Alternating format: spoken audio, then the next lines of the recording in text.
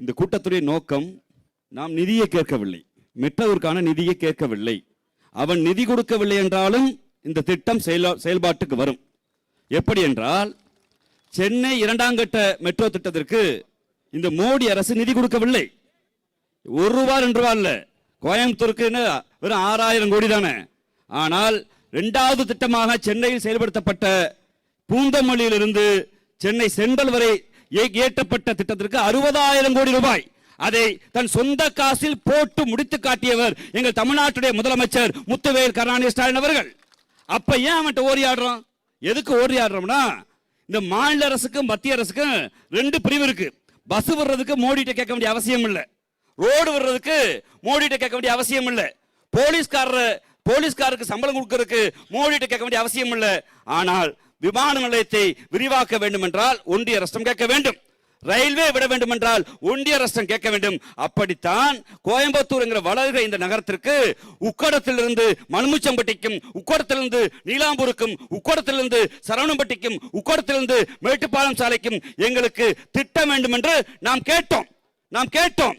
அவர்களும் சரி என்று ஒத்துக்கொண்டார்கள்.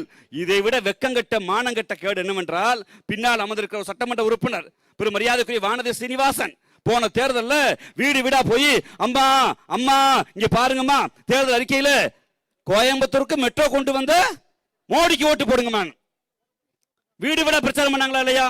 போன தேர்தலில் பெரு மரியாதைக்குரிய அண்ணாமலை எக்ஸ் ஆபீசர் பாராமரியத்தில் என்ன சொன்னாரு? இதே அரசுர விதியில மோடியை ஏத்தி வச்சுக்கிட்டு இதோ கோயம்புத்தூருக்கு மெட்ரோ கொண்டு வந்த ஐயா மோடிக்கு ஓட்டு போடுங்கன்னு கேட்டியா இல்லையா? அப்போ உனக்கு வெக்கம், மானம், சூடு, சொரணை இருந்தா என்ன இருக்கணும்? திட்டத்துக்கு ஒப்புதல் கொடுத்திருக்கணும்.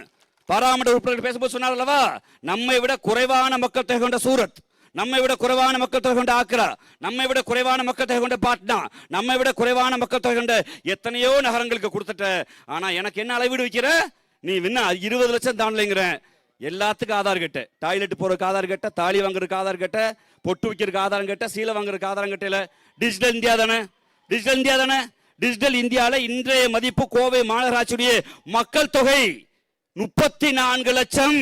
இதை வெளியிட்டது இந்தியாவுடைய புள்ளி விவரத்துறை அமைச்சர். உன்னுடைய புள்ளி விவரத்தை நம்பு, இல்ல எங்க புள்ளி விவரத்தை நம்பு. நாங்க கேட்பது எங்கள் மக்கள் தொகை. இது கோவைக்கு மட்டும் பயன்பட போறது இல்ல. பொள்ளாச்சியிலிருந்து கோயம்புத்தூர் வருவாங்க, ஈரோட்டிலிருந்து கோயம்புத்தூர் வருவாங்க, திருப்பூர்லேருந்து கோயம்புத்தூர் வருவாங்க.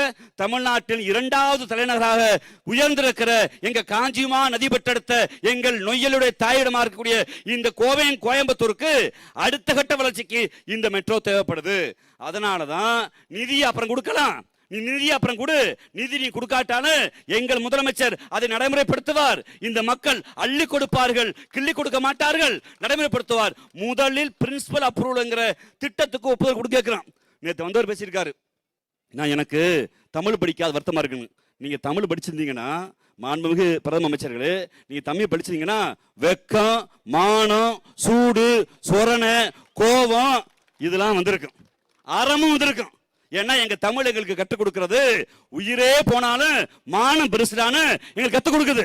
ஏன்டா அடுத்த நாள் கோயம்புத்தூருக்கு போறோம், ஊருக்காரங்க கழுவி ஊத்துவாங்க, திட்டுவாங்க. இப்ப ஒப்புதல் கொடுத்துட்டோம்னா உங்களுக்கு வெக்கமான சூடு வந்திருக்கு. நீங்கள் தமிழ் படிக்கவில்லை, அதனால்தான் சூதும் வன்மமும் உங்களுக்கு வந்திருக்கிறது. எங்கள் தமிழ் இறைவனே படைத்தால் என்றாலும் அவை பாட்டி கேள்வி கேட்ட தமிழ். எங்கள் தமிழ் சிவனே வடிவலை என்றாலும் நக்கீரனுக்கு விடை கொடுத்த தமிழ். எங்கள் தமிழ் ஏக இறைவனை மண்டிட்டு தொழுகிற போது அல்லாஹ் என்கிற தமிழ் சொல்லை இந்த ஊருக்கு கொடுத்தது எங்கள் தமிழ் தான். வீரமாமுனிவரும் போப்பும் வந்து உலகில் எத்தனையோ மதங்கள் இருந்தாலும் நாங்கள் தமிழை கற்றுக்கொள்ள ஆசைப்படுகிறோம் என்று மதம் பரப்ப வந்தவர்கள் தமிழர்களாய் மாற்றிய தமிழ் எங்கள் தமிழை படிச்சிருந்தீங்கன்னா, எங்க தமிழ் சொன்னது யாதும் ஊரே யாவரும் கேளீர்னு. உங்களை மாதிரி பாட்னாக்காரனுக்கு 2 கண்ணு 2 கை, தமிழ்நாட்டுக்காரனுக்கு 1 இல்லைன்னு வன்மமும் சூதும் வந்திருக்காது. Mister lawful rowdy Narendra Modi அவர்களே, உங்களுக்கு வந்திருக்காது. நாங்கள் இப்போதும் கேட்கிறோம், பணம் நீ கொடுக்க பணம் எங்களுக்கு தேவையில்லை.